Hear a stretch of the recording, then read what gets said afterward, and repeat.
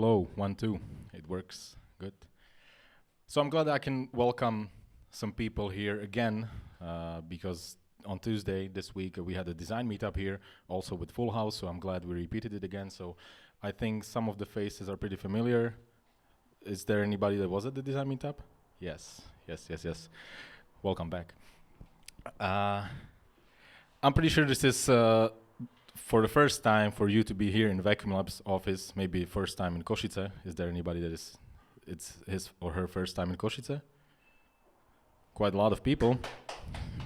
Welcome in Košice. Maybe just a couple things about what we do, who we are, why we do it. I'll probably not cross the screen projection because you will see nothing. So we are Vacuumlabs, and this is Košice office. This is one of the offices where we operate. We have 150 team members across Slovakia, Czech Republic, and also Hungary from April 2019.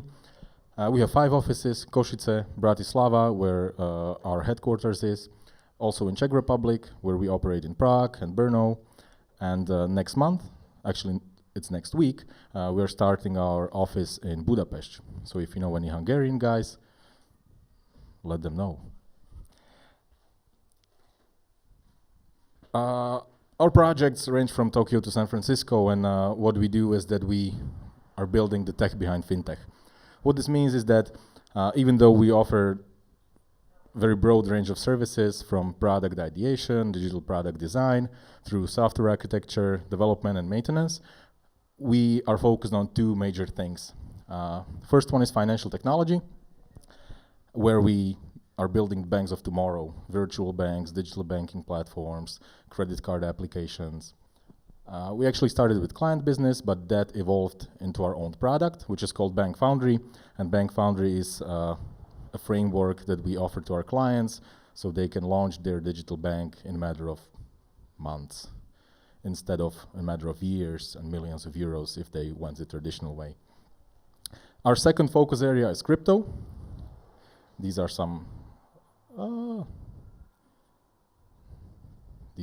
clients of ours, just to not to miss them. Our second area of expertise or focus is crypto, where we actually go the opposite way. We started with building our own product first, which was Adelaide, which is a Cardano wallet, cryptocurrency wallet for one of the biggest cryptocurrencies in the world. And that evolved into client business. So now we are working with Cardano Foundation, Emergo, which is a Japanese organization that takes care of Cardano. We build a lot of things on Stellar blockchain, but we also currently are doing very cool thing, which is a security audit for one of the biggest, I cannot tell you unfortunately which one it is, but one of the biggest hardware wallets in the world. We are also organizers of ReactiveConf. ReactiveConf is annual festival of front-end development, let's say. Last year it was in Prague. This year it will be in Prague as well. It hosts about 56 speakers, 1,200 attendees. We have 3 days full of talks and workshops. And actually, we as a partners of Hack Košice, we're also giving away 2 tickets for the winners of Hack Košice to ReactiveConf. So I hope you all the best that you will be the winners. But let's talk about today's meetup, or why we're here. This is actually, I spoke to Jan, which is first speaker of ours today, and I told him that I cannot even imagine the better situation than the one we are in, because today is the last day when, if you are from Slovakia, today is the last day when you can submit your tax reports. So this is, Jano Suchal will be talking about e-government. Tomorrow, we have a presidential election, a very important day for us, and we will, Boris Vida, a colleague of mine, will be talking about Verejne.digital, which is a platform where the transparency is the key, and you can see all the connections between politicians and companies and their tax reports, right? And then the third thing is that Major League Hacking, together with the organizing team of Hack Košice, is organizing a Hack Košice hackathon tomorrow. And Aaron Oosher, instead of Gregor, which was supposed to talk before, but Aaron will be talking about building Slack apps. So these three things merged together, the right time, the right place, and I'm glad that we could welcome all of you here in Košice, in Vacuumlabs. I hope you will have a great time and learn something new, get inspired for tomorrow or for your life. After the talk, we will have 3 talks. After the talks, there's an open networking. We will have some sandwiches and some drinks, which are located behind that door, which is open on my left, so on your right. You can use Slido, which is sly.do, to ask a question. Just enter the event username or event handle, which is hack-Košice. And if you need to connect to Wi-Fi, it's Vacuumlabs-guest, and password is hotpink42 ! Hotpink because the color is not pink, it's hot pink. Thank you very much, and I would like to introduce our first speaker, which is Jano Suchal from Slovensko.digital, Slovakia.digital, and he will be talking about open data, open API, and e-government. Welcome, and enjoy Jan's talk.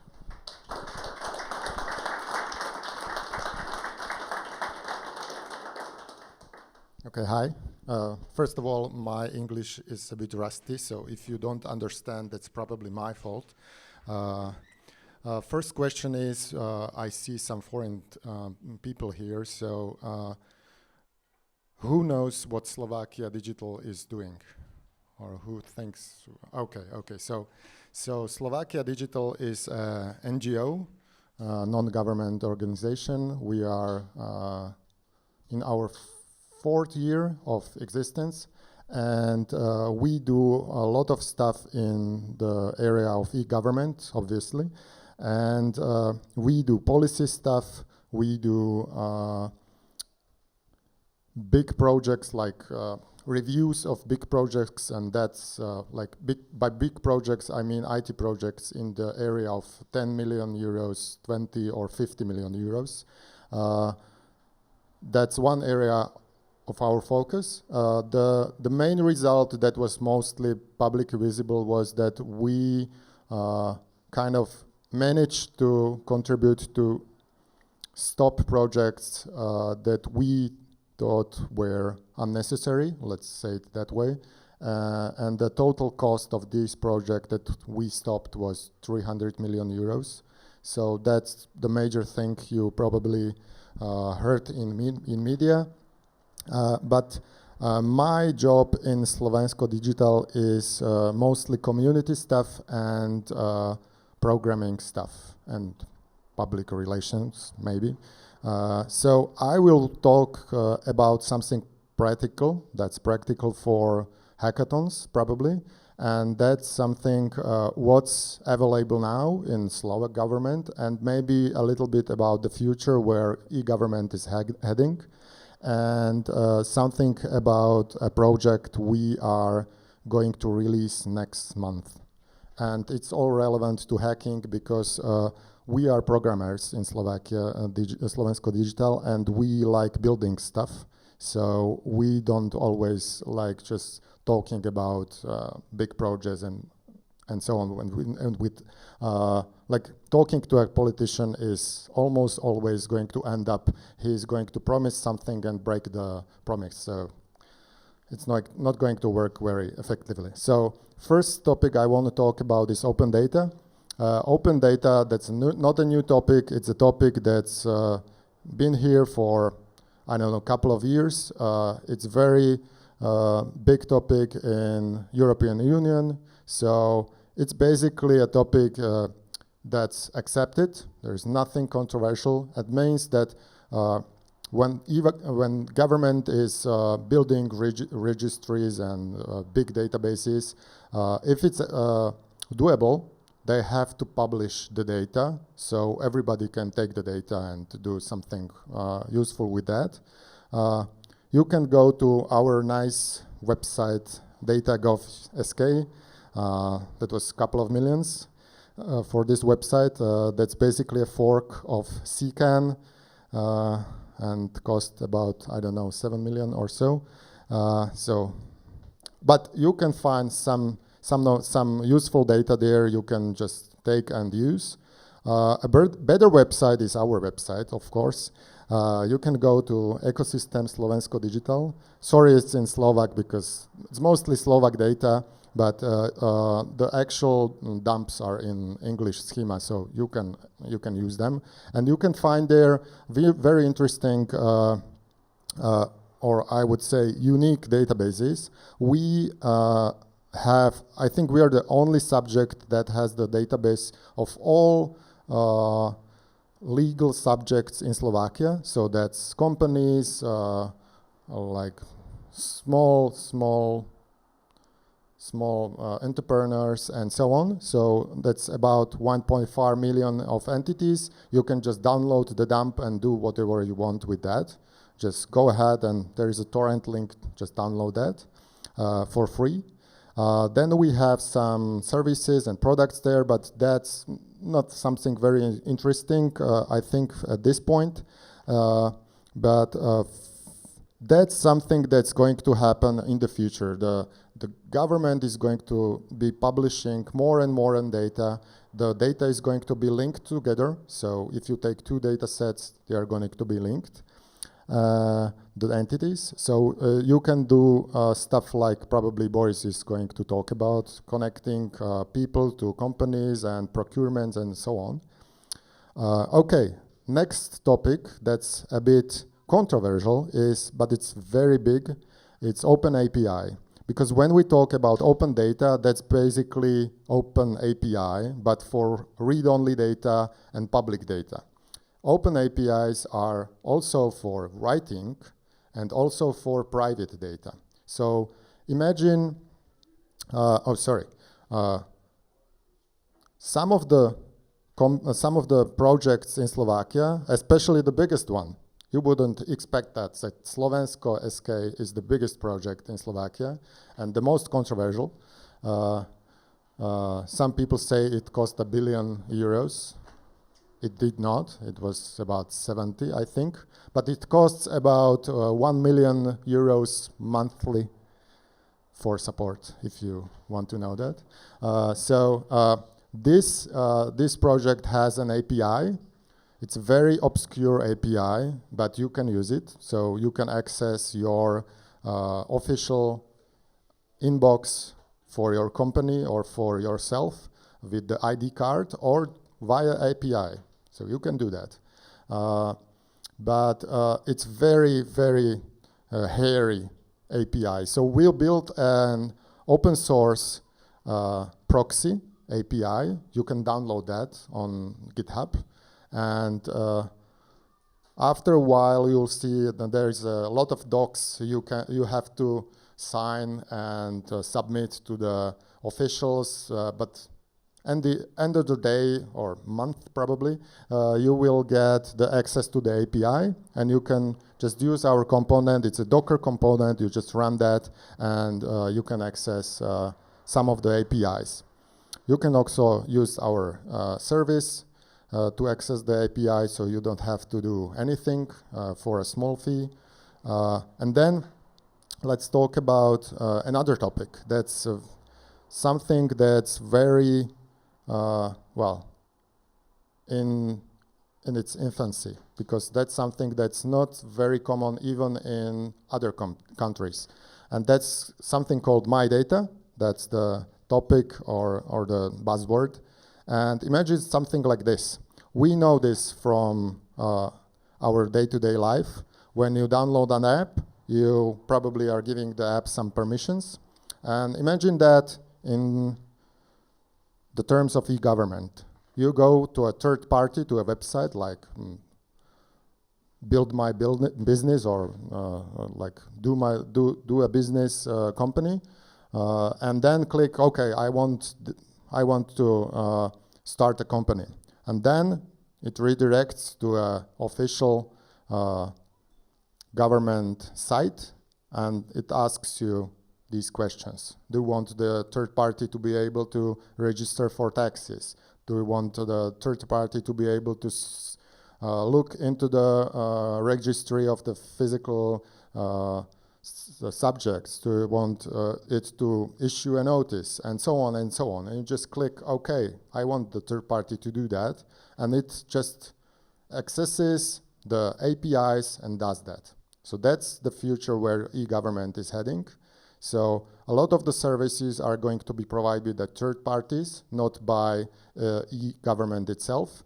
So if you have like a legal person, he's using the official inbox, the state inbox daily. Like he has hundreds of the inbox mails in there, and he is a special kind of user. And there is a company that's building specialized software for these kind of legalsmen. So they just access this, allow the third party to access their inbox, so they can browse the inbox in the third party cloud application. So it's the same stuff you do with GitHub, Google, anything. Okay, and then there is our project that we are going to publish probably next month. It's called Guides.digital, or in Slovak Návody.digital. It's a bit controversial because it's our version of the state portal. It's going. This is a live screenshot from the website. So we have something.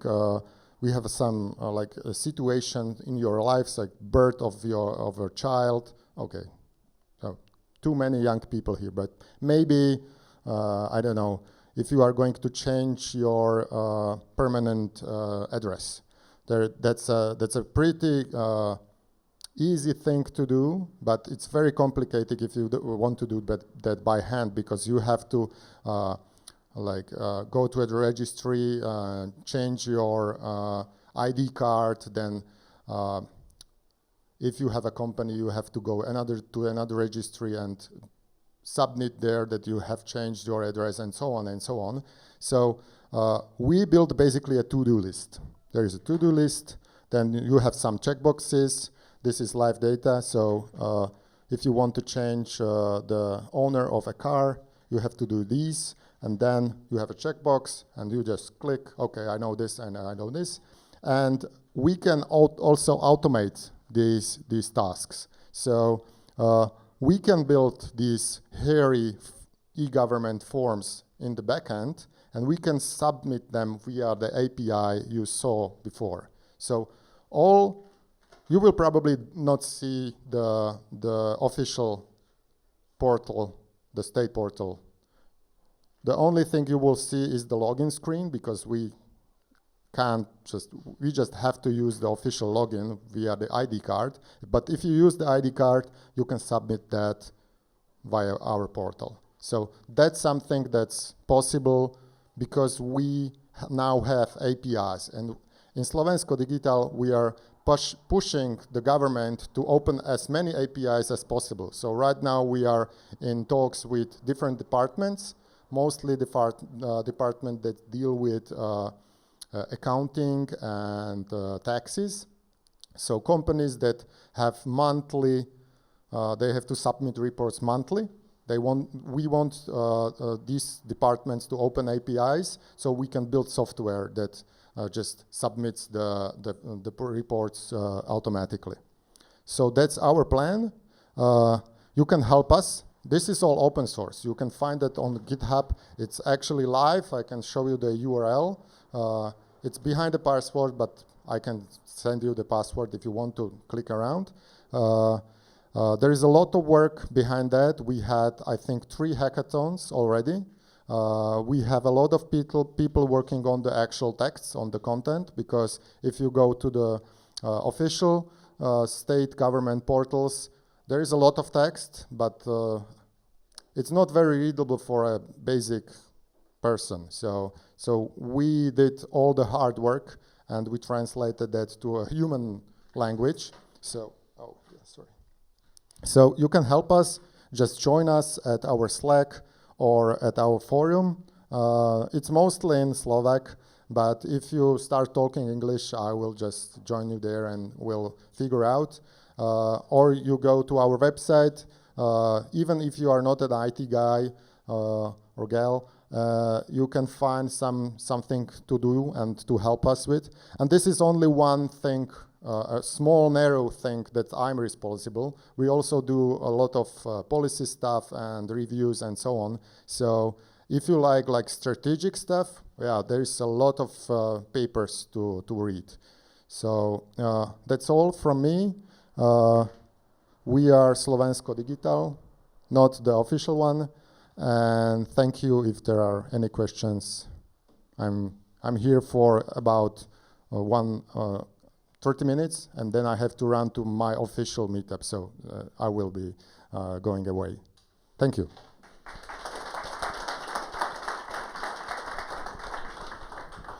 I'm glad we are your underground meetup and you are going to your official right now.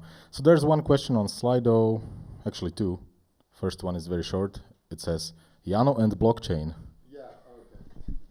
So if it might be a question, so if you understand this as a question, do you have any answer? Okay, I think I know where this is heading. I'm not a fan because blockchain, especially I'm not a fan of blockchain in e-government because blockchain, in my opinion, doesn't solve any problem that e-government currently has, and it just adds complexity.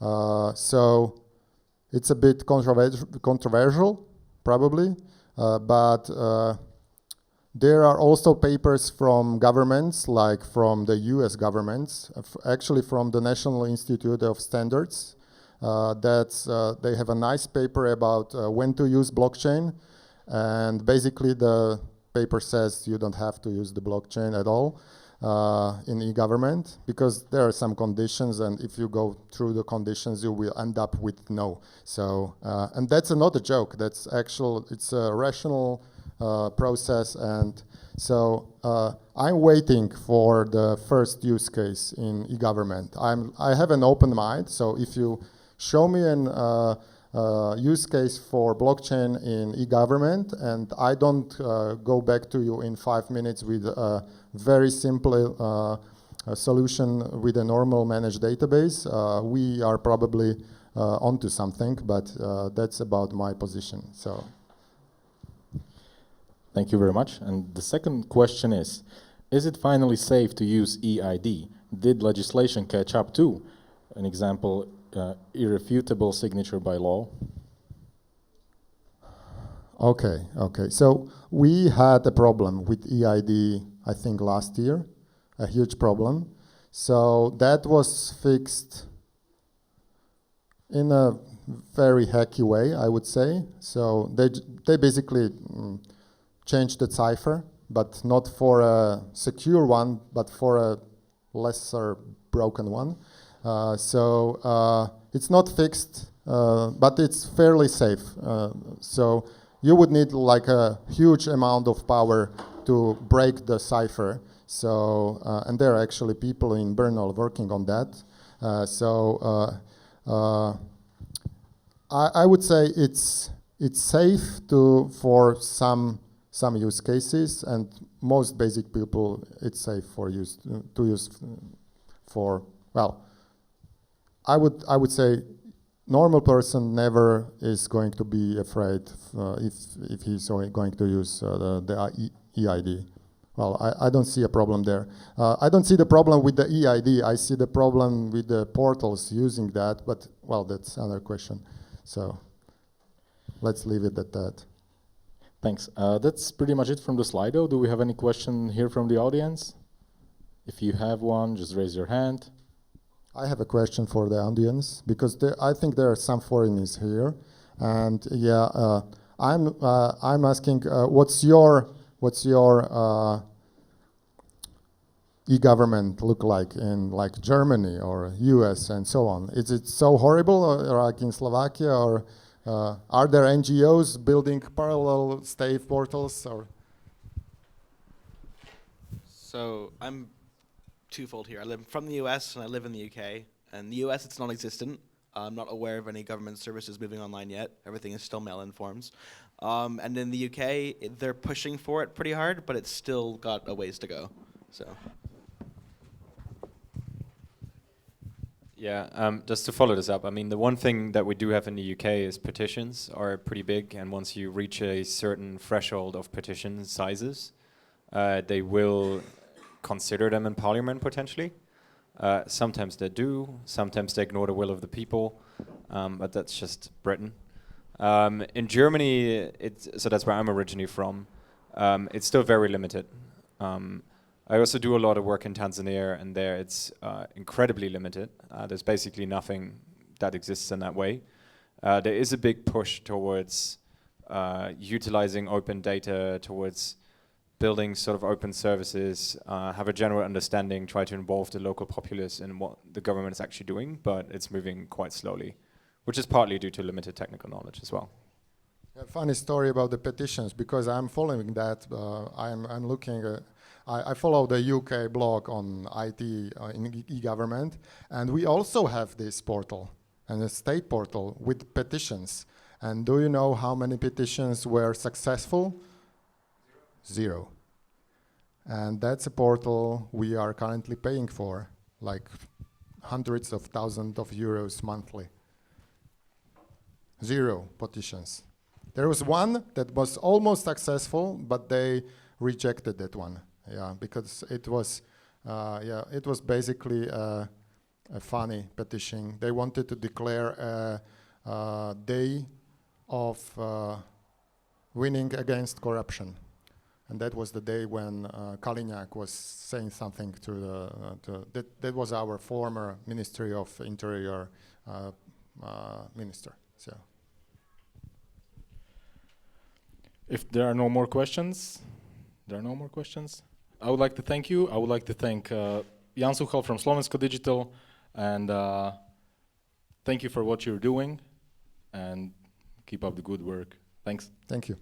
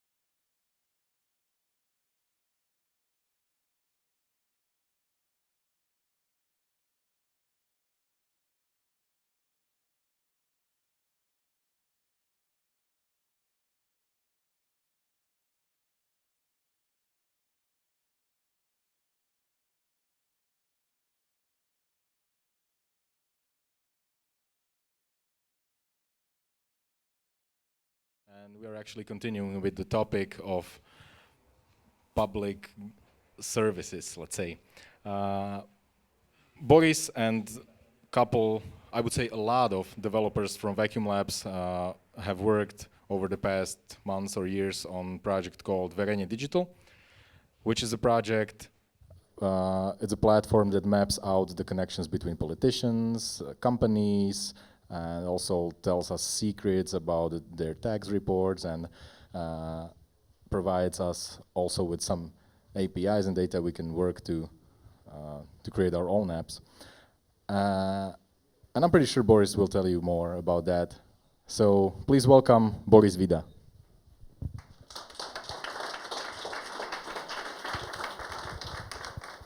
Thank you for the introduction. Does it work? Do you hear me? Hello, 1, 2. Okay, cool. Thanks. So I would like to welcome you to my talk today. I am Boris, as Marš said. I'm a senior developer at Vacuumlabs, at the company that's hosting this event. So I would also like to welcome you in our offices here in Košice, in eastern Slovakia. And before I start with the real stuff, I just want to ask you one simple question. How many of you guys have came for the hackathon tomorrow? Raise your hands, please. Okay, so almost all of you. That's cool. Well, let us just start with some basic ideas about hackathons, and basic remarks about hackathons. Hackathons are great because they are the places where you can turn your ideas into reality. And of course, you could argue that you don't need hackathons for that. You can turn your ideas into reality at any other time. But let's be honest, probably most of the time you don't have the time for your side projects, for your ideas. You don't have the necessary focus. If you have a full-time job and a family or some hobbies, you probably never work on your own projects, as I don't personally. So maybe sometimes you organize or join a hackathon, either an internal one or a company one or a competition. That doesn't matter. So you can really focus on your job, you can create some working product, and you can turn your ideas, transform your ideas into reality. So that's great. Another good thing about hackathons, of course, is the free food. But now, let us get to some disadvantages. Of course, there are some obvious ones, like you don't get enough sleep, you maybe are tired, you have to travel for that. If you have a full-time job, then you are doing something really similar to your full-time job, but aren't even getting paid for that if you don't win, of course. But let us skip those and get to the real ones. At hackathons, there is a lot of side ideas, and well, that is a good thing. Side ideas and the ideas in general are a good thing, right? But the problem at hackathons is that you can't really grasp all of them and implement all of them, make all of them into reality. So maybe you just come up with $1 million idea that would earn you, well, $1 million, but since there is so many of the ideas, maybe you don't pick the right ones, and the $1 million one is just dismissed, it's lost in the quantity, and it never earns you the money or it could. Another thing, nice code. Well, nope. Nobody has time for that at hackathons, right? You have to create a working product at the end of the day, and you don't have time for thinking about all the architectural decisions and maybe UX decisions and choosing the right technologies and writing a code with a nice code style. So you'll end up with a huge technical debt. And I really think that a lot of hackathon projects have this problem that already from the start there is a technical debt, because maybe you didn't choose the right technologies for the project. You chose the one that you are most familiar with, so you can create a viable product most quickly. Maybe you did some bad architecture decisions, app design decisions, UX decisions, whatever you can think of. Well, and now I would like to say one important thing. Technical debt isn't necessarily a bad thing. There is an article on Medium by a guy, I think he's called Wagner Brack, about using the technological debt or technical debt in your favor. And it's just like in a real life or with a financial debt.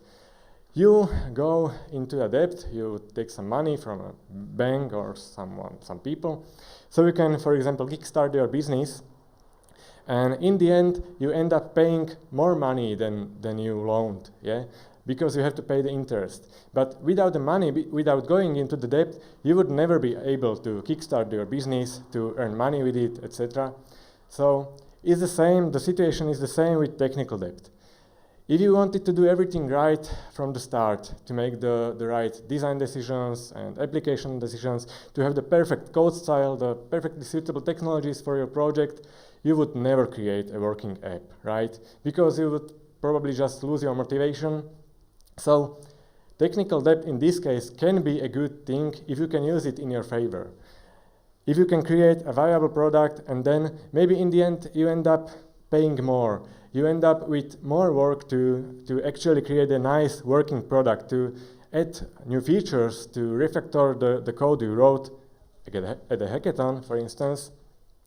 But, well, without the debt, you would never be able to create and to maybe to finish or develop your own product, to transform your ideas into a reality. And Well, one thing that can follow from technical debt is no continuous development, and I would argue that this is the biggest problem of hackathon projects. Most of them are just dismissed after because you don't want to refactor something so nasty, so with such a bad code style. You don't want to add new features but because it's too hard. And I would like to encourage you to not to abandon your hackathon projects, even the one that you will create tomorrow at Hack Košice, but to continue working on them, to give them the love and care they deserve, they need, to them to become a great products or great project, successful project. And to encourage you to do that, I would like to share a success story, which is obviously Verejne.digital, or for our English-speaking friends, public.digital or something like that. So, Verejne.digital is a project started by a bunch of guys from Slovakia, obviously, but they were working at Facebook and Google at different companies, small and big. They had their full-time jobs, and they just decided to do something good for the society, for the Slovak society. And since they were software developers, they decided to use their knowledge and their skills in software development to help other people, to help the society. So they created Verejne.digital. This project, the main aim of this project is to aggregate all the data that are published by governmental organizations and also by guys like Jano before me, by the guys from Slovensko.digital. So the aim of this project is to aggregate those data, then to apply some artificial intelligence, some machine learning to this data, and to look for some potential fraud, for some suspicions, right? For some spaces for corruption. And the final goal, the greater good that was in the title of this talk, is to reduce the space for the corruption and in the end to save the money of taxpayers, right? So let us just look at the app really quickly. Sorry, this is the last part. I didn't want to show that yet. Okay, as you can see, it has 5 parts and a search bar where you can put the name of a person or of a company, and it shows you all the data it has to that person or company. This one, the map. Here you can check whether your neighbor or someone in your neighborhood does a business with the state or has some contact with the politics, or maybe both. So let's just look at Košice. You can see that there are a lot of blue dots. Those are the companies. The full ones are the companies that are doing some business with the state. There also should be some purple ones, although I don't see any. Oh, there is one. Here. Or not. Never mind. Here down it is. The purple ones are politicians or people who have some contacts with the politics, and the orange ones are both, are the combination. So some people or some companies that have some contact with the politics and also are doing some business for the state, for the government. So those are the potentially suspicious ones. I don't want to say that all of them are criminals, no, but well, you can check whether someone like that is in your neighborhood and then decide yourself or whatever you wish. Another part of this app is profile, where you can see the profile of some politicians or public figures. As Maroš said, tomorrow the second round of the presidential elections is happening in Slovakia, so let us just check this tab and pick some random guy who no longer is running. Here you can see his profile, his function, his political party, then some info from cadastre, from business register, some map with his properties, and many other information from asset declarations, if those are the people that should file the asset declarations. This third part is pretty interesting. It's called connections, and as you can see, there are 2 search bars. You can put there a name of a person or of a company, and let us just try that with our Mr. President.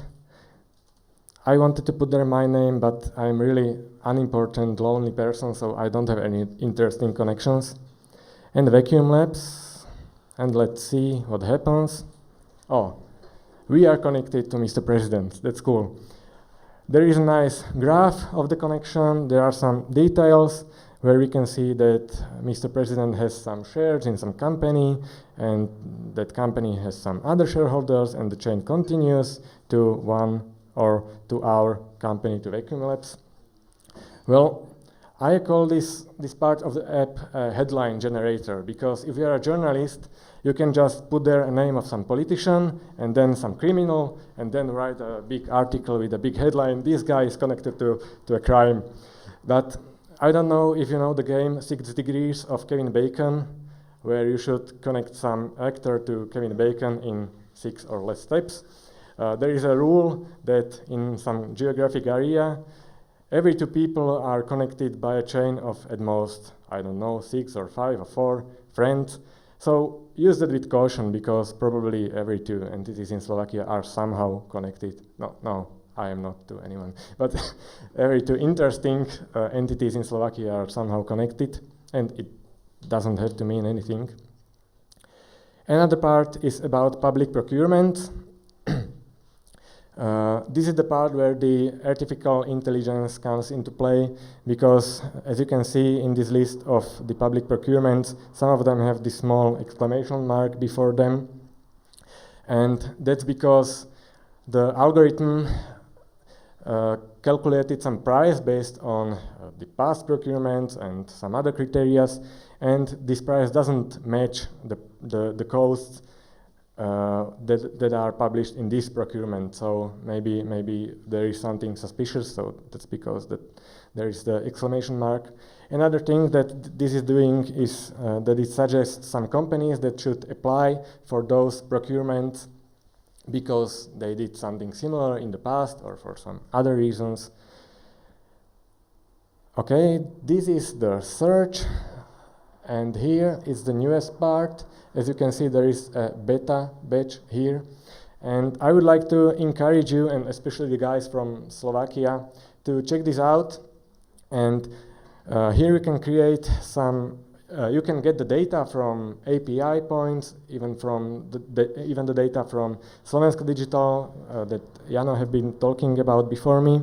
You can create some reports over this data. You can share those reports with other people. So I would like to encourage you to check that out, maybe to create some reports, to share them with other people. Maybe you can help the society, maybe you can help others and create something interesting. So let us get back to our presentation. Why I am saying all of this, why I am speaking of this project to you? It's because this project, as I said, has been created at a hackathon and still is being developed in a hackathon-ish way. I think the last hackathon was in January or February in Switzerland. Well, and when I first came to this project, and when Vacuumlabs first came to this project, it was an app separated to 4 or 5 different apps, each with its own tech stack. Some of them were in Python, some were in vanilla JavaScript, some were in React. Each of them had its own user interface, and they were completely separated. And then that was after some of the first hackathons. And then through a period of half a year or maybe even more, Vacuumlabs, or the guys from Vacuumlabs, including me, we have rewritten the front end to a unified stack with React and Redux and Flow for statical type checking and some other connected technologies. We have refactored the code, we have unified the user interface, and now I think it looks really good as an app, and also the code looks really good. You can check it on GitHub if you want to. And well, I would like to encourage you to do the same with your hackathon projects. Don't be afraid that maybe they aren't so nice after the first few iterations of coding. Take the time to refactor them, take the time to tidy everything up, and you can end up with something great. I want to encourage you to do that. Well, why are we as Vacuumlabs doing this project? Why did we doing that? Now comes the part where I should say that Vacuumlabs is a great company. We love helping others for free, because of course we aren't getting any money from this project. We love helping the society for purely altruistic reasons. And well, it's true. Vacuumlabs is a great company that loves helping others. But there are also another reasons, and I would say maybe even more important ones. Probably the main one, the most important is this one. It helps us becoming better developers. And here I am speaking from my own experience. I have learned a lot on this project. I have learned a lot about code style, about UX decisions, about architectural decisions, about new technologies, about libraries. And maybe it's even more important for our less experienced developers, because many of the juniors that were hired at Vacuumlabs sooner or later joined this project to learn about the tech stack, React and Redux and other technologies, to learn about good code, to be somehow tutored by their more senior colleagues. And of course, you can say that you can do this on any project. You can learn on, and I hope you are learning on any project you are working on. But, well, since this is a pro bono project, it hasn't any paying client, it has no hard deadlines. It gives us a lot of space for learning, for experimenting, for polishing the code till it's perfect or close to perfect. We can learn from our own mistakes, so it's a great training ground for our company, this project, and it helps us, as I've been saying, to become a better developers. And this is another thing that I want to encourage you to do. If you are in that position, if you can decide about these things a bit, pick a pro bono project at your company, maybe even this one or another one, and you will help the society, you will help others, and in the long term, it will also help you to become better developers, to become a better company. Another reason why we are doing that, connected one, is that we are trying out various tools on this, and even developing our own. And now I would like to speak about two of them, about two of the technological highlights of this project. The first one is Data Provider. Data Provider is an open source library created at Vacuumlabs, and it aims to allow convenient data fetching for REST APIs. So maybe you've been here too. You want to create a simple React app that fetches some data from a REST API, and you want to display those data in your presentational component, right? So what will you typically do? You import or add a dependency, a data fetching library like Fetch or SuperAgent or whatever you like. Then you fetch the data in component will mount or in any other place that you wish. Then you have to do some error checking because the API call can fail. It can return a 400 or 500 or some other error. The data can be corrupted, so you have to check for every possible error. You have to add some loading state to the component because, well, there is a time when the data is loading. Maybe for performance reasons, you also want to do some caching. You have to invalidate the cache, and that's a lot of work. There's really a lot of work to do it again and again in all your projects, right? So this is where Data Provider comes into play. Data Provider is actually a higher order component for React that wraps your presentational component and cares for all those things like error handling, loading, caching, polling, and many other things. And now I would like to show a bit of code. It's the real code from Verejne.digital. Can you see this, or should I make this bigger? Okay, I'll try. Okay, is it any better? Okay, so this is one of the presentational components, specifically the one that shows the list of public procurements of the notices. As you can see that it has some JSX, some presentational logic. Well, and all the data fetching is happening in this one single line. no, this one, sorry, I highlighted the wrong one, this one. With data providers is the export from the NPM library from data provider, and it takes some configuration, notice provider, and that's all the logic that's needed for this component to get the data and then to connect them from the Redux store to get them from Redux, and then it can display them. Let us look to the notices provider. It has these few lines of configuration. It has a ref, which is a unique string that identifies the data provider. It has some get data property, get data function, where you specify how to get data for the data provider, because it doesn't work only for REST APIs or with fetch, it works for any asynchronous data fetching. Then it has some handler on data, which specifies what to do with the data you just get from the API. And then it has some key belay for that's telling the provider how long should it keep the data and after what time it should invalidate the cache. So that's all you need, and the data provider cares for everything else. For error catching when the API call fails or when the on data handler fails, it just shows an error component. There is one by default, but you can specify your own. When the data is loading, it just shows some loading component. You can also plug in your own if you wish. But if you don't want to care for those things, it does everything that for you. And the only thing that remains in this notice list is the data provider, wrapper, the higher component, connect or getting the data from the Redux store, and that's all. The component isn't displayed while the data is not available, so it doesn't care about anything. It just shows the data you just got from your API.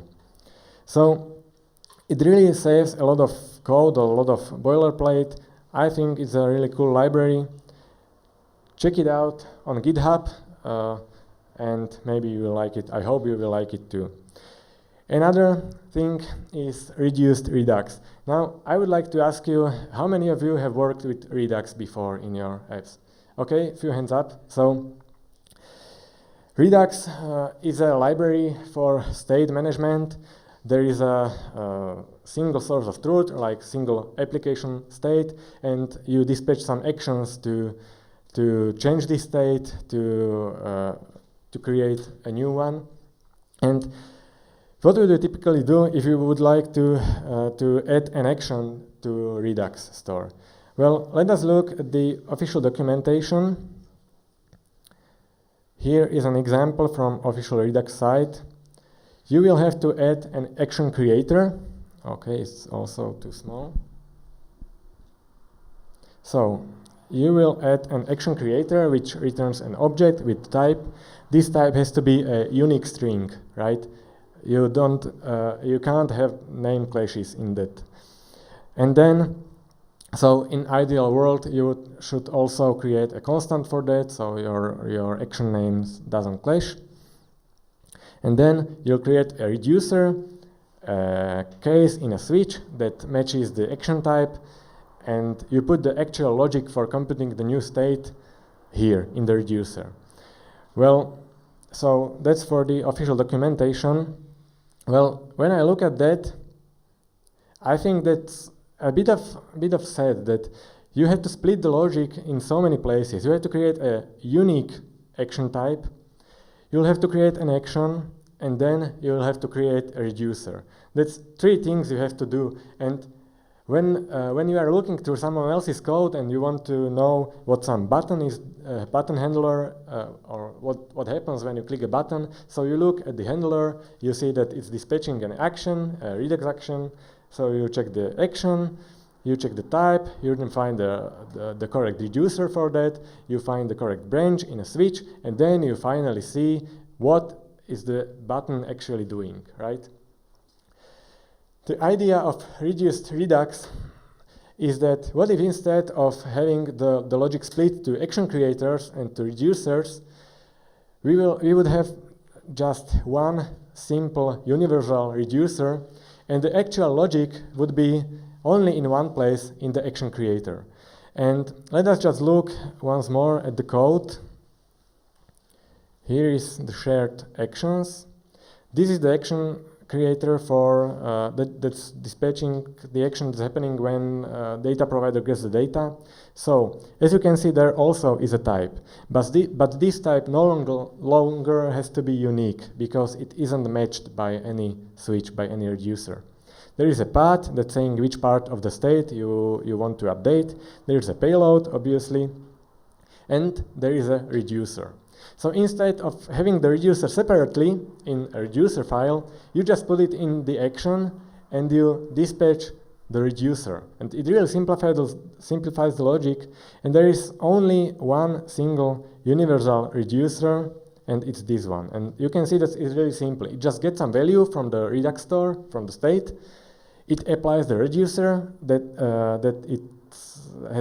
it got as a parameter or as a part of the action, creates a new value, and sets it in the state. So instead of having the code split in many different, two different places, everything, all the logic, actual logic is in the action creator. So you don't have to look in two different places, but just into one. Well, now maybe you are thinking that's not a huge innovation. That's not a big idea that would create a new product that would replace Redux. Of course, it wouldn't. I am saying this just for one reason. Don't take things for sacred just because they are written in the documentation or they are used in some way. Don't be afraid to tweak even the big libraries widely used like Redux. Don't be afraid to tweak the use of them to your needs, or maybe even tweak them universally, because I don't think this reduced Redux idea is specific to some project. It makes Redux universally better for everyone. So don't be afraid to do things in your own way, just because the documentation or examples are telling something, or just because you did everything in some way all your life, it doesn't mean it has to stay that way.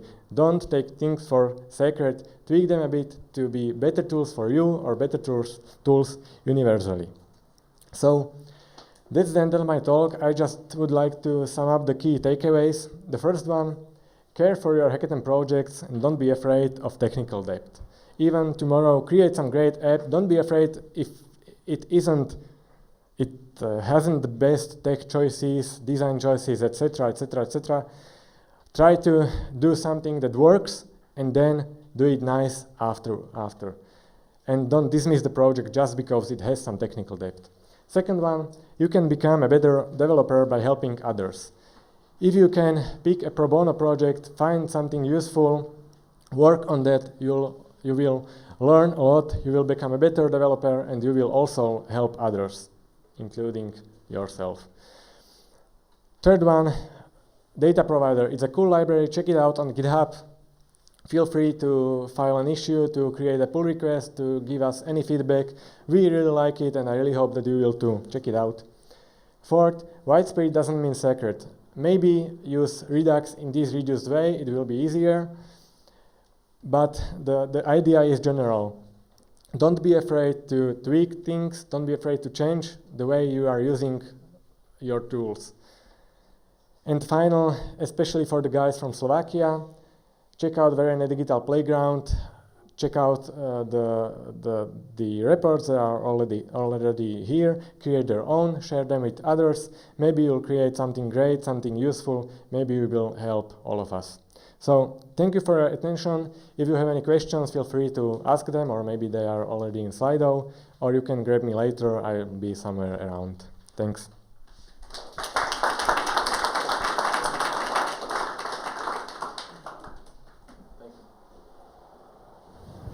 Thank you, Boris. There are some questions in Slido, actually. Oh, no. There's 4 of them, so Okay. 3 are, let's say, the technical questions, and 1 is more of a non-technical question. So how come is the surge of connections so fast? Are you caching results or using some interesting technology? Well, actually, I have it cached because I did the same search a bit before the talk, so it isn't so fast when you are searching for something new. Sorry. Yeah, let's quickly go to another question. So, what's Verejne.digital's backend, and also what kind of machine learning or AI technologies or algorithms are you using, and for what use cases? Well, that's actually a great question, which sadly I cannot answer exactly because I'm working only on the front end. I think the backend guys are doing it in Python, and the machine learning is therefore the part of public procurement of the notices you have seen, but I have no idea what platform is that.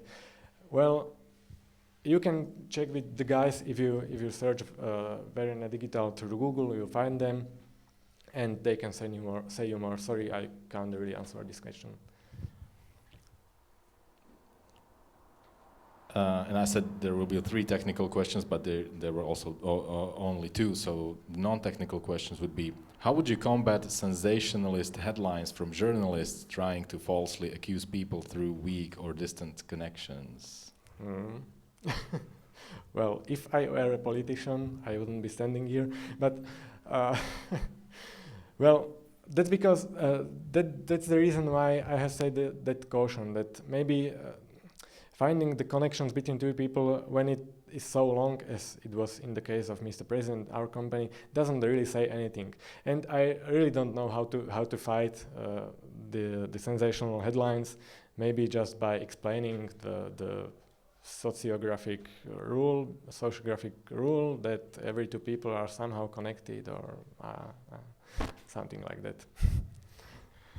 Well, probably all politicians should be able to defend themselves against all the accusations. I would be not, so please don't accuse me. Don't search me in this app. And then there's a last question actually regarding Vacuumlabs. And the question is, do you have some 10 or 20% time for passion or pro bono social projects at Vacuumlabs? Yes.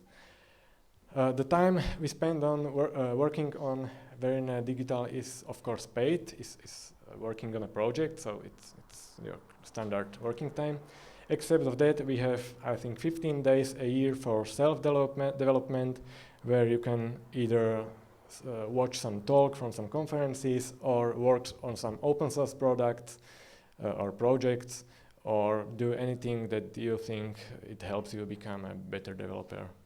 Yeah, So I would just add to this. By paid time, you mean paid on the employee side, not on the project side. Yeah. So it was a pro bono project. And except that, most of the pro bono projects we do, Boris doesn't spend like 10% of his time on Verejne.digital. Once he's doing it, he's doing full time, or spends most of his time on Verejne.digital between the projects, or in that way. So it's not only like 10% of your time, or I'm kind of looped here, so maybe if you can help me out. So when it's a pro bono project, we are going full gas to it. It's just your project like any other. It's the same if I'm working for a paying client, or whether I'm working on this project. The situation is the same for me, and also for my salary, right? Do you have any other questions from the audience here? Because maybe some of the questions came from the live stream. There's one. Yeah, you mentioned it started off as a hackathon project. What sort of stage was it at the end of the hackathon compared to sort of where it is now, and how much work do you reckon you've had to fully put in to get there? Well, as I've been saying, at the first few hackathons, when I first saw the code, it was in one GitHub repository, but it wasn't really a one unified app. Yeah, it was, I think, 4 unified, or probably 4 separate apps. Each of them with its own tech stack. So we had to write everything kind of from scratch, but some of that was already in JavaScript, so we didn't have to rewrite all the logic. But yeah, we rewrite it to React, to Redux, from the other text it was written in. So it was a period, I think, about half a year or maybe more, when we rewritten the current state, or in the past. And now it goes that way that at the last hackathon in January, They created the playground with some lorem ipsum texts, and it didn't really look good. And just 2 days ago, we published this cleaned up version with rewritten code, refactored code, and also the design improved. So. If we don't have any more questions, we probably don't. So I would like to thank Boris for his talk.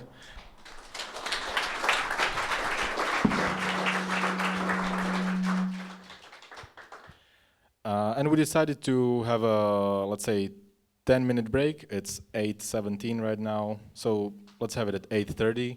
We have some sandwiches over there, so refresh yourself, have some drinks over there in the kitchen, and let's come back at 8:30.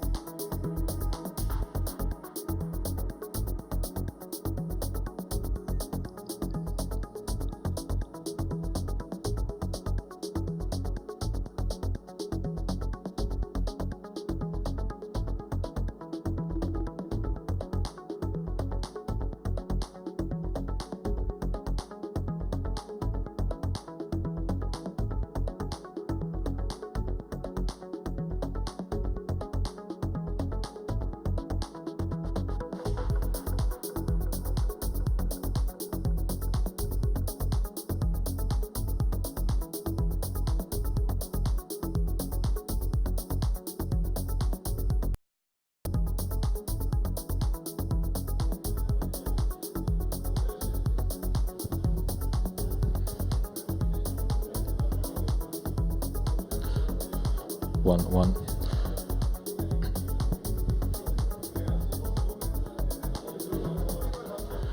So just an announcement, we will start with the talk in 5 minutes. So in 5 minutes, guys, thanks.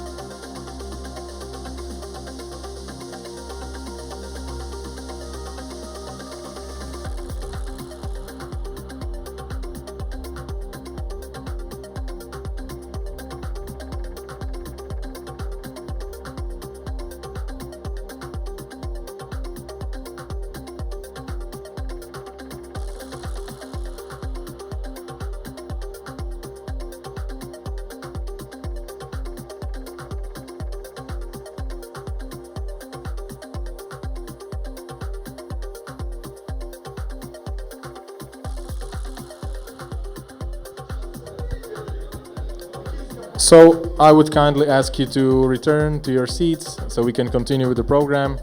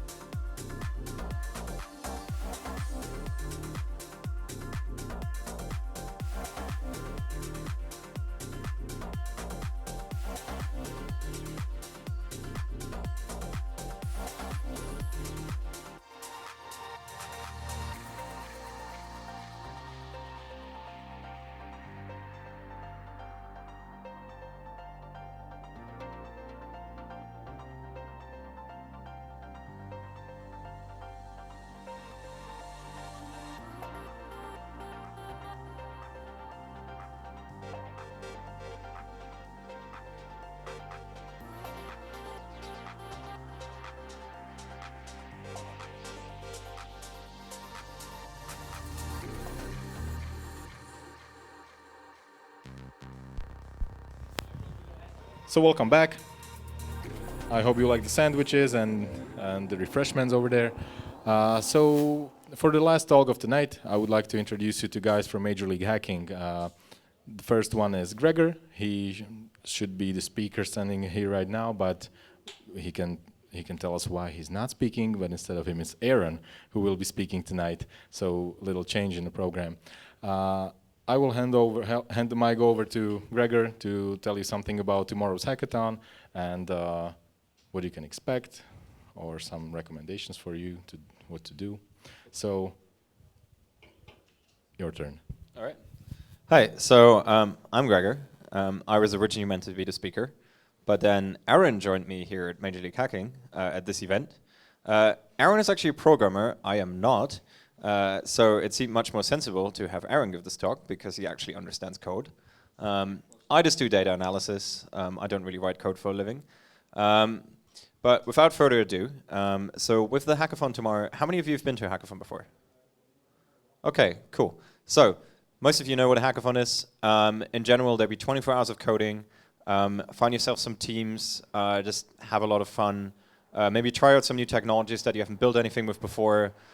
Speak to a bunch of people, make some friends. There's a lot of people from all around the world here. There's some people from Southampton as well, which Aaron was actually coaching 2 weeks ago. There's some people from Cambridge, so that's where I first met George. And yeah, just generally have fun, have a good time, and build something really, really amazing. And without further ado, I'm going to hand over to Aaron, who's going to tell you about Slack. Yes. Yeah. We were asked to do a talk about building applications with Slack. And I'm more proficient in Hubot, so I decided that I'll merge the two to save me some slide writing. So yeah, I'm an MLH coach. I'm also a GitHub campus expert. I'm from the University of Nottingham, and I hail from the United States, so I've been in the UK for a better part of 6 years. If you want to get these slides later, aaron.io/Slack and Hubot, and I can put that in Slack as well for tomorrow if you want the reference. But I'll start by going over what Slack is. It's one of the most popular business messaging platforms in the world. It gets used by businesses, events, and hackathons like Hack this weekend. And when you want to extend Slack, you use apps integrations. There are 2 core ways they give you to interact with Slack. Those are through webhooks, which you then can respond to using their APIs, as well as through bots and their real-time messaging API platform. A WebSocket platform, which is what we'll be focusing on today. There's a little bit of live coding at the end, but most of this is going to be in slide form, just for the sake of time. So HuBot is it's a bot, but it's also a tool and a platform that's made by GitHub. They use it for all their internal systems on their Slacks for deployments and managing pretty much everything. I don't have a exhaustive list, but they do have one on their site.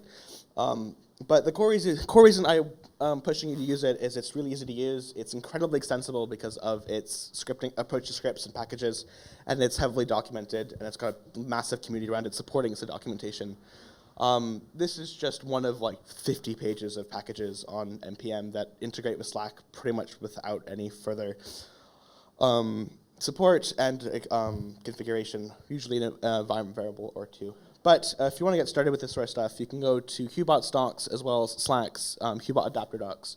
To clarify what an adapter is, HuBot's designed to work with just about any platform, ranging from IRC to Discord to Facebook Messenger or even Slack. So Slack themselves have built an adapter, which is how the platform is able to interact with it, and that's on their API site. So I'm going to specifically focus on the use of threads, how to interact with users, and using buttons to create actions and respondable and interactive elements in the actual chats. But firstly, a little bit of code. If you create a HuBot, the way you approach is you're effectively just making one of the many scripts that it's able to work with, which is by exporting a function in a script file that usually be either a package or inside of a scripts folder, and we'll take a look at that in a minute. And you just pass robot to it, and then you get access to the Express APIs and the robot APIs that HuBot gives to you. In this case, it's just a simple hello world. If you were to type hello into Slack, you'd get the HuBot wouldn't respond with the message world. So mentions, or rather interacting with users. You can get your list of mentions from the message object that gets passed to you using the response object on the function. So if we were to go back to this, you'll note that there is a res parameter in that function. And there's quite an extensive list of objects and functions you have access to in there. In this case, we're pulling up message and then mentions. And this will give you an array of instances of Slack mention. So this can range from other apps or users. In this case, I filtered that down to users. This is a mention from of the object for myself in a separate Slack that I was developing on. And you get access to this, and then those functions can give you some more information as well, like checking if it's a robot or getting information about the Slack environment as well. And if you want to mention a user, if you've ever worked with Discord.js, it's actually incredibly similar. You just pass the ID in this syntax, where you've got an @ inside of angle brackets, and then you pass in the parameter. Pass in the ID, and Slack's servers will automatically convert that into a mention, which would look like that. So you change your name whatever it is, and it'll come up like that. To clarify why it says team, I was using the Hacknots 2019 Discord Slack, which never got used because we decided to use Discord instead. So one of the features that Slack pushes quite hard is threads, and that's when you have a message and you can respond directly to it, kind of like on Reddit or other places, but without having to be in the main channel, notifying everyone else or taking up clutter. And this is one of the features of the HuBot adapter, the Slack adapter, that are a bit different than most of the others, because most platforms don't actually support threads. This is an example of one, but the key takeaway with how the API works is a message in a thread will respond to that thread, but if it's not, you're able to create threads.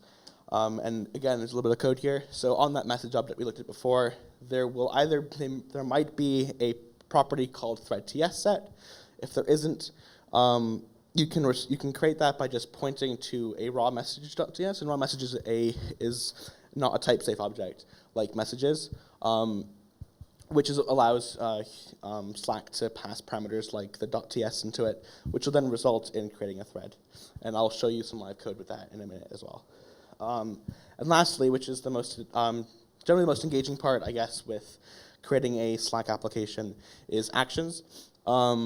So here's an example of one.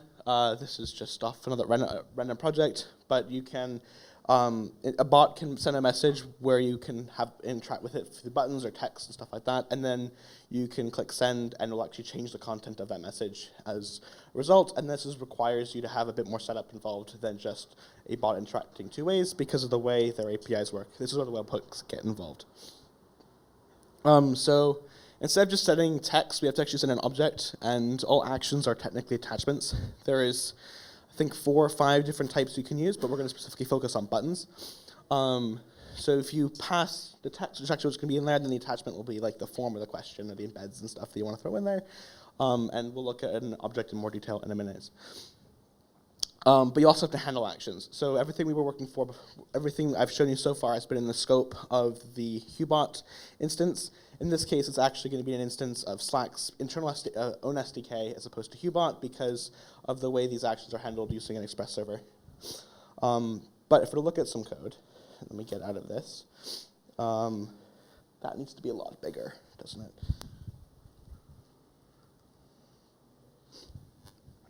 We've got a fairly simple example of a mention here. So effectively what this is meant to do is we're looking for keyword mentions, so we'll type in Hubot or we'll tag the bot and then pass in the word mentions. It's going to pick up any mentions that are in the actual object using the res mentions. The mentions object on the message, and then we're going to use a filter to make sure we only get users. We don't care about interacting with other bots because that could have unintended behaviors. And then we're just going to say, hey there, in case there wasn't anything, and then we're going to check if there's a thread. And if there isn't one, we're going to create it, and then if that, by default, this will mean that res.send is going to respond in the context of the thread.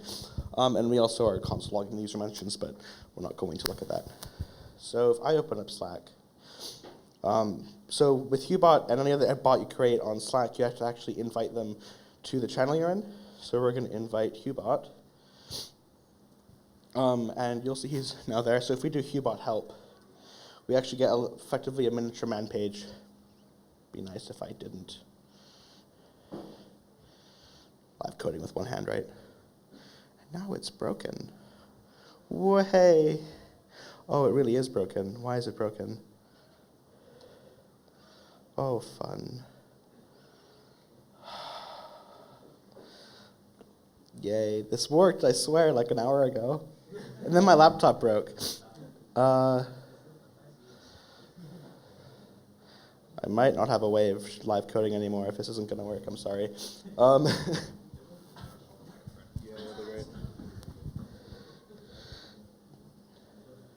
Let's restart this. Has anyone of you ever given a live coding presentation at a conference? It never works. It's the demo gods always strike. So this is a pro tip for your hackathon. If you have a demo that may be very flimsy, make a video of it. And in the presentations at the end, worst comes to worst, show the video. Also, with the catching earlier, if you have something that takes 10 minutes to compile, just make a video and speed it up. No one will ever know. I'm going to try and run this on this guy's computer instead of running it in the cloud and see what happens. So bear with me for a second while I clone this code. Yeah, apologies. That was the flimsy table earlier. Yeah. Does anyone have any questions about hackathons while he's doing the coding? Nope. Nope. Okay. Who's been to more than... We're at the whim of code now. Okay. Who's been to more than 5 hackathons? Can I have a raise of hands? Okay. Who's been to more than 10 hackathons? Okay. How many hackathons have you been to? I don't count it. You stopped counting? Okay. That's amazing. Okay. I'm unfortunately not good at telling jokes. I'm German.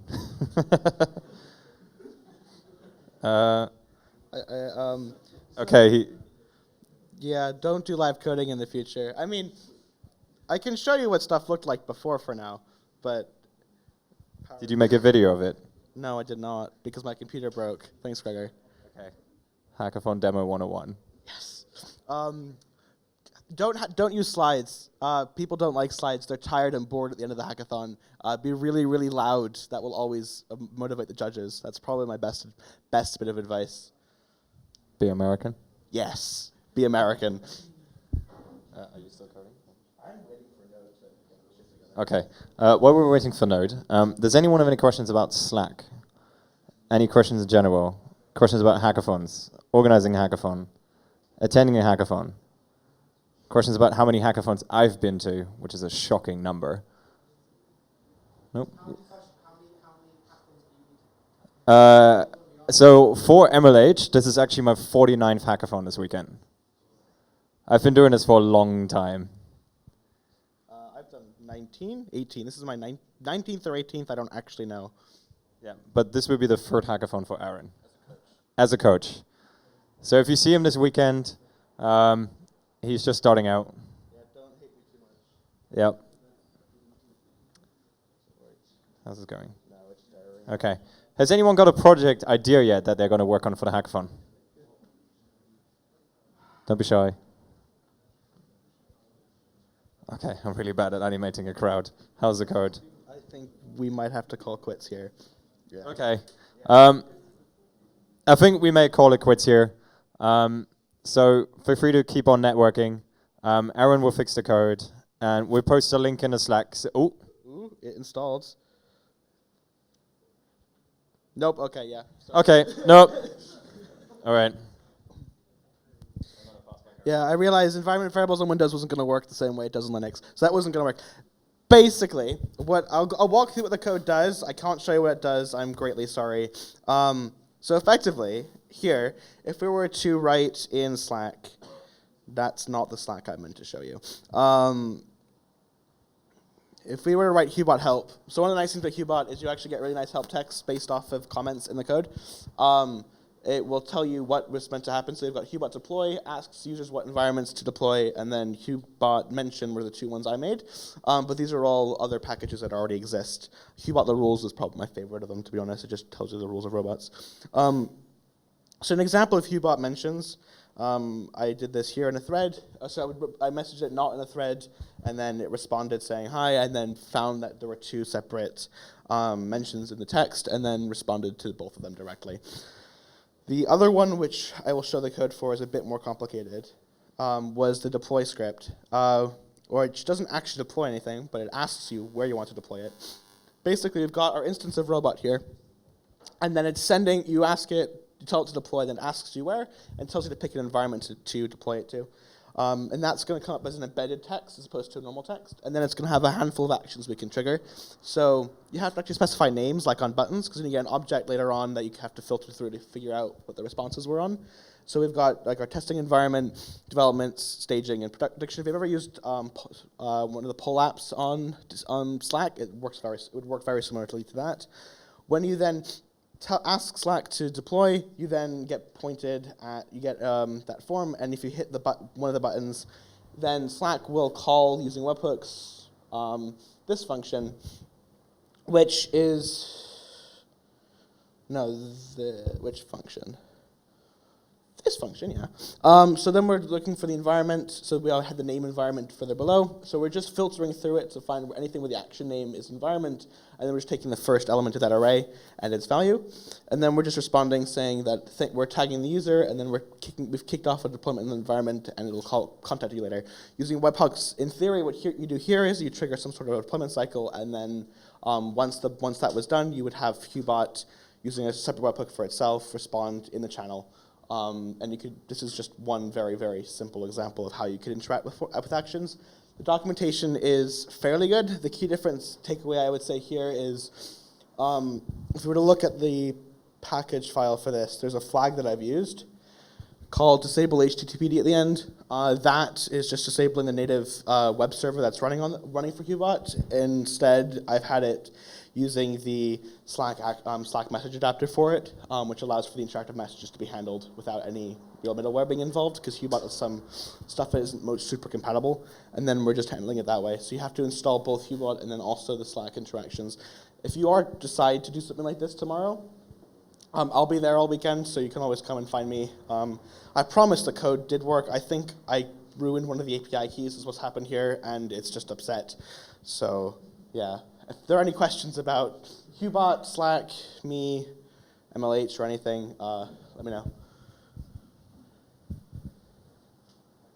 Other than that, thank you.